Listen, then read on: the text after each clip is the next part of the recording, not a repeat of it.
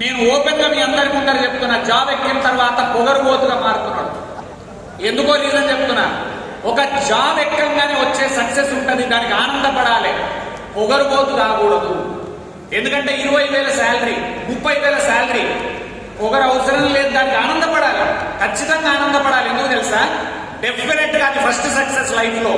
కానీ గమ్మత్తైన విషయం ఏంది, మొట్టమొదటి సక్సెస్ దగ్గరనే ఆగిపోతున్నాం మనం. ఎంతకాలం ఆగిపోతున్నాము తెలియకుండా దగ్గర 10 సంవత్సరాలు వేస్ట్ అవుతుంది లైఫ్ లో. చాలా మందికి అయింది, మనందరికి 6, 7, 8, 9, 10 సంవత్సరాలు వేస్ట్ అవుతుంది.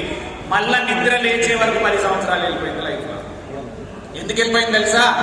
మొదటి 2-3 సంవత్సరాలు జాబ్ కిక్కిస్తుంది, తర్వాత పెళ్ళైతుంది, అక్కడ ఒక 2 సంవత్సరాలు కిక్కిస్తుంది, పిల్లగాడు పుడతాడు, అటు ఇటు టెన్షన్ లాంటి సెట్ అయిపోయే వారికి 6-7 ఏళ్ళు అయిపోతుంది, 1-2 ప్రమోషన్లు వస్తాయి, అప్పుడు నిద్ర లేస్తాం. ఎందుకు? పైసలు సరిపోతలేదు.